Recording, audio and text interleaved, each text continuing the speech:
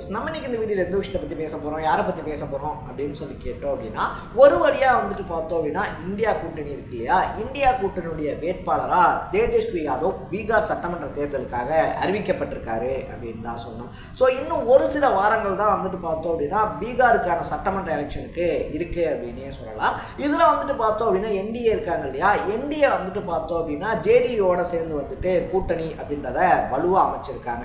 ஒரு பக்கத்தில் இது வரைக்குமே வந்துட்டு பார்த்தோம் அப்படின்னா பீகாரில் இருக்கக்கூடிய அரசியல் வரலாறுல இல்லாத அளவுக்கு கிட்டத்தட்ட 101 தொகுதிகளில், அதாவது ஆர்ஜேடி இருக்கு இல்லையா, ஆர்ஜேடிக்கு ஈக்குவலாக வந்துட்டு பார்த்தோம் அப்படின்னா ஜேடியூக்கு ஈக்குவலாக வந்துட்டு பார்த்தோம் அப்படின்னா பிஜேபியும் போட்டி போடுறாங்க அப்படின்னே சொல்லலாம். ஸோ அது மட்டும் இல்லாமல் வந்துட்டு பார்த்தோம் அப்படின்னா அந்த கூட்டணி வலுவான ஒரு கூட்டணியாகவும் பார்க்கப்படுது.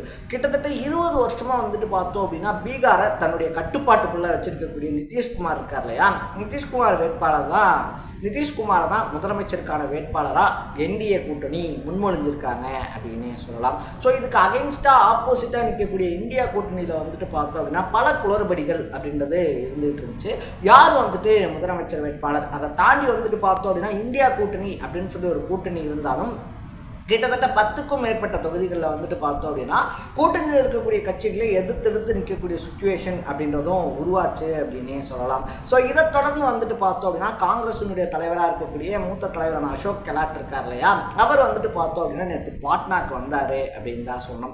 பாட்னாக்கு வந்ததோட மட்டும் இல்லாமல் மகாபந்தன் கூட்டணியில் இருக்கக்கூடிய எல்லா கட்சிகளையும் சந்தித்து பேசி, அது மட்டும் இல்லாமல் பார்த்தோம் அப்படின்னா ஒரு சில மத்தியஸ்தம் அப்படின்றது பண்ணி எல்லா கட்சிக்குமே வந்துட்டு பார்த்தோம் அப்படின்னா ஈக்குவலான அந்த உரிமை அப்படின்றது கொடுக்கக்கூடிய விதத்தில் பேசி வந்துட்டு பார்த்தோம் அப்படின்னா ஒரு வழியாக தேஜஸ்வி யாதவை முதலமைச்சர் வேட்பாளராக மற்ற கட்சிகளை ஒத்துக்க வச்சிட்டாரு அப்படின்னு தான் சொன்னோம்.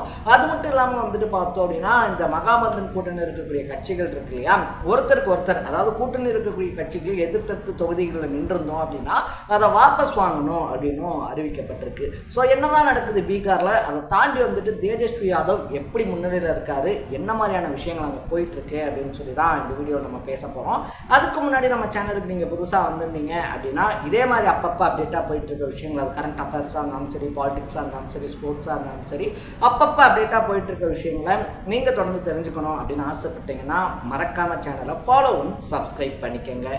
ஸோ ஃபர்ஸ்ட் ஆஃப் ஆல் வந்துட்டு பார்த்தோம் அப்படின்னா தேஜஸ்வி யாதவ் இருக்கார் இல்லையா, தேஜஸ்வி யாதவ் வந்துட்டு லல்லு பிரசாத் யாதவனுடைய மகன் அப்படின்னே சொல்லலாம். இன்னைக்கு நிதிஷ்குமார் வந்துட்டு எப்படி பீகாரை கையில் வச்சிருக்காரோ அதே மாதிரி கிட்டத்தட்ட 15 வருஷம் பீகாரை கையில் வச்சிருந்தா தான் லல்லு பிரசாத் யாதவ், அவருடைய பையன் தான் தேஜஸ்வி யாதவ். ஸோ ஆர்ஜேடி அப்படின்ற கட்சியை வந்துட்டு பார்த்தோம் அப்படின்னா ராஷ்டிரிய ஜனதா தளம் அப்படின்ற கட்சியை வழிநடத்திக்கிட்டு இருக்காரு. அவர் முதலமைச்சர் வேட்பாளராக வந்துட்டு முன்மொழிகிறது தான் பீகாரில் சரியான விஷயமா இருக்கும் அப்படின்னு சொல்லி இருந்தாலும் கூட்டணி கட்சிகள் அதுக்கு சரிவர ஒத்துக்கலை அப்படின்னு தான் சொல்லணும். அதனால தான் நேற்று வந்துட்டு பார்த்தோம் அப்படின்னா அசோக் கெலாட் இருக்கார் இல்லையா, காங்கிரஸாக இருந்தாலும் சரி, சிபிஎம் கட்சிகள், அதை தாண்டி வந்துட்டு பார்த்தோம் அப்படின்னா விகாஷுல் இன்சான் கட்சி அப்படின்னு சொல்லிட்டு எல்லாத்தையுமே உட்கார வச்சு பேச்சுவார்த்தை நடத்தினார். நமக்குள்ள வந்துட்டு இப்படி போட்டி அப்படின்றது இருந்துச்சுன்னா என்டிஏ கூட்டணிக்கு ஜெயிக்கிறதுக்கான வாய்ப்பு அப்படின்றது பிரகாசமாயிடும். ஆல்ரெடி 20 வருஷமா பீகார் அவங்க கண்ட்ரோலில் வச்சிருக்காங்க. ஸோ இந்த டைமும் நம்ம கோட்டை விட்டுட்டோம் அப்படின்னா மறுபடியும் 5 வருஷம் வெயிட் பண்ணணும். அது மட்டும் இல்லாமல் பார்த்தோம் அப்படின்னா அடுத்த எலெக்ஷனில் வந்துட்டு பிஎம் எலெக்ஷன் இருக்கு இல்லையா, ஸோ அதில் வந்துட்டு பார்த்தோம் அப்படின்னா நம்ம கூட்டணியை சார்ந்த ஒருத்தர் பிரதமர் ஆகணும் அப்படின்னா அதுக்கான முதல் படியை நம்ம இங்கேருந்தே ஸ்டார்ட் பண்ணணும் அப்படின்னு சொல்லிட்டு எல்லா கட்சிகளுக்கும் புரிய வச்சிருக்காரு. அது மட்டும் இல்லாமல் வந்துட்டு பார்த்தோம்னா தேஜஸ்வி யாதவ முதலமைச்சர் வேட்பாளராக நீங்கள் நியமிக்கிறீங்க அப்படின்னா அப்போ எங்களுக்கு என்ன பலன், எங்களுக்கு என்ன மாதிரியான விஷயம் கிடைக்கும் அப்படின்னு சொல்லிட்டு கூட்டணியில் இருந்த விகாஷுல் இன்சான் கட்சி இருக்கு இல்லையா, அவங்க வந்துட்டு பார்த்தோம் அப்படின்னா ஒரு சில கேள்விகள் அப்படின்றத எழுப்ப அவங்களுக்கு வந்துட்டு அதிகமான தொகுதிகள் அப்படின்றதையும் கேட்டிருந்தாங்க. ஸோ இதை வந்துட்டு அசோக் கெலாட் எப்படி மேனேஜ் பண்ண போறாரு, ஏன்னா வந்துட்டு கூட்டணி அப்படின்றது பலமாக இருந்தால் தான் ஆட்சியை பிடிக்கிறதுக்கான வாய்ப்புகள் அப்படின்றது அதிகமாக இருக்கும். ஸோ இப்படி வந்துட்டு கூட்டணிக்குள்ளே இருக்கக்கூடிய கட்சிகளை அடிச்சுக்கிட்டு மோதிக்கிட்டு ஒரே தொகுதிகளில் போட்டிட்டு இருந்தாங்க அப்படின்னா அது பார்க்கவும் நல்லா இருக்காது, பிஜேபிக்கு அதுவே ஒரு ப்ளஸ் பாயிண்டாகவும் போயிடும். அப்படின்றதுனால விகாஷுல் இன்சான் கட்சி இருக்கு இல்லையா, ஸோ அந்த கட்சிக்கு வந்துட்டு பார்த்தோம் அப்படின்னா டெபுட்டி சிஎம் போஸ்டிங் அப்படின்றத ஒதுக்கியிருக்காங்கன்னே சொல்லலாம். ஏன் அப்படின்னு சொல்லி பார்க்கும்போது வந்துட்டு இந்த விகாஷுல் இன்சான் கட்சி இருக்கு இல்லையா, அதனுடைய தலைவர் வந்துட்டு நிஷாத் பிரிவை சேர்ந்தவர் அப்படின்னு வந்துட்டு சொல்லப்படுது. ஸோ இந்த நிஷாத் சமூகமுமே வந்துட்டு பார்த்தோம் அப்படின்னா பீகாரில் பெரும்பாலான வாக்கு வங்கியாக பார்க்கப்படுது அப்படின்னே சொல்லலாம். ஸோ அப்படிப்பட்ட ஒருத்தருக்கு வந்துட்டு நம்ம துணை முதலமைச்சர் பதவி தரோம் அப்படின்னா அங்கே இருக்கக்கூடிய சமூக வாக்கு வங்கி இருக்கு இல்லையா, அதாவது ஜாதி வாக்கு வங்கி அப்படின்னு சொல்லிட்டு நிஷாத் சமூகத்தினுடைய ஓட்டு அப்படின்றதும் நமக்கு விழுகும். பீகாரை பொறுத்த வரைக்கும் ஒவ்வொரு தொகுதியுமே முக்கியம், ஒவ்வொரு ஓட்டுமே முக்கியம் அப்படின்றதுனால இந்த நிஷாத் சமூகத்தை சார்ந்தவங்களுக்கு வந்துட்டு நம்ம துணை முதலமைச்சர் பதவி தரலாம் அப்படின்னு சொன்னோன்னே காங்கிரஸ் மாதிரியான கட்சிகளுமே வந்துட்டு பிஜேபி தோக்கணும், அதுக்கு எந்த விதத்தில் வேணாலும் நம்ம சாக்ரிஃபைஸ் அப்படின்றத பண்ணலாம், நம்ம ஸ்ட்ராங்காக இருக்கக்கூடிய மாநிலங்கள் எலெக்ஷன் அப்படின்றது வரும்போது நம்ம ஒரு சில டிமாண்ட்ஸ் அப்படின்றத வைக்கலாம். பட் இங்கே வந்துட்டு நம்ம இந்த டிமாண்ட்ஸை வச்சோம் அப்படின்னா அது நமக்கு ஃபேவர் நடக்கணும் அப்படின்னு சொல்லி நம்ம எக்ஸ்பெக்ட் பண்ணுறதோட மற்ற கட்சிகள் ஒத்துக்காமே இருப்பாங்க அப்படின்றதுனால காங்கிரஸ் இதுக்கு முழுக்க முழுக்க ஒத்துக்கிட்டாங்க அப்படின்னு தான் சொன்னோம். அதனால ஆர்ஜேடியினுடைய தலைவராக இருக்கக்கூடிய தேஜஸ் யாதவ் முதலமைச்சர் வேட்பாளராகவும்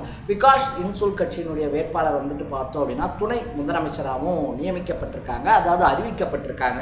முகேஷ் அகானி தான் வந்துட்டு பார்த்தோம் அப்படின்னா விகாஷ் கன்சூல் கட்சி இருக்கு இல்லையா, அந்த கட்சியினுடைய துணை முதலமைச்சர் வேட்பாளராக நியமிக்கப்பட்டிருக்காரு. அடுத்த வாரத்தில் அதாவது நவம்பர் 6ஆம் தேதி 11ஆம் தேதி வந்துட்டு பார்த்தோம்னா பீகாரில் 2 கட்டமாக சட்டமன்ற எலெக்ஷன் அப்படின்றது நடக்க இருக்குன்னே சொல்லலாம். ஸோ அப்படி வந்துட்டு 6ஆம் தேதி 11ஆம் தேதி நடக்கக்கூடிய எலெக்ஷன் இருக்கு இல்லையா, அதுக்கான ரிசல்ட் அப்படின்றது 14ஆம் தேதி அறிவிக்கப்படும் அப்படின்னு சொல்லப்பட்டிருக்கு. ஒரு பக்கத்தில் வந்துட்டு பார்த்தோம் அப்படின்னா 20 வருஷமாக கையில் முதலமைச்சர் பதவி அப்படின்றத வச்சுக்கிட்டு முதலமைச்சர் பதவியை தக்க வச்சே ஆகணும் அப்படின்றதுக்காக எப்படி வேணாலும் பல்ட்டி அடிப்பேன் அப்படின்னு சொல்லக்கூடிய நிதிஷ்குமார் ஒரு பக்கம்.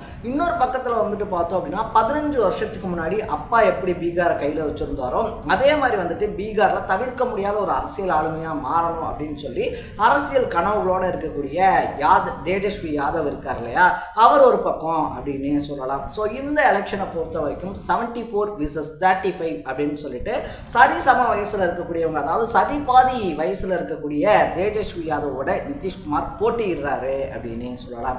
ஸோ நீங்க இந்த எலெக்ஷனை பத்தி என்ன நினைக்கிறீங்க? அனுபவம் இருக்கக்கூடிய ஆல்ரெடி 20 வருஷம் பீகார் இருக்கு இல்லையா, பீகாரை கையில் வச்சிருக்கக்கூடிய நிதிஷ்குமார் ஜெயிக்கணுமா, இல்லை ஒரு யங் பிளட்டா வந்துட்டு 15 வருஷத்துக்கு முன்னாடி விட்ட ஆட்சியை மறுபடியும் பிடிச்சி தேஜஸ்வி யாதவ் பீகாரை வழி நடத்தணுமா? உங்களுடைய பாயிண்ட் ஆஃப் வியூ என்ன அப்படின்றத கமெண்ட்ல போட்டு இதே மாதிரி அப்பப்போ அப்டேட்டாக போயிட்டு இருக்க விஷயங்கள், அது கரண்ட் அஃபேர்ஸாக இருந்தாலும் சரி, பாலிடிக்ஸாக இருந்தாலும் சரி, ஸ்போர்ட்ஸாக இருந்தாலும் சரி, அப்பப்போ அப்டேட்டாக போயிட்டு இருக்க விஷயங்களை நீங்கள் தொடர்ந்து தெரிஞ்சுக்கணும் அப்படின்னு ஆசைப்பட்டீங்கன்னா மறக்காம சேனலை ஃபாலோ பண்ணி சப்ஸ்கிரைப் பண்ணிக்கோங்க.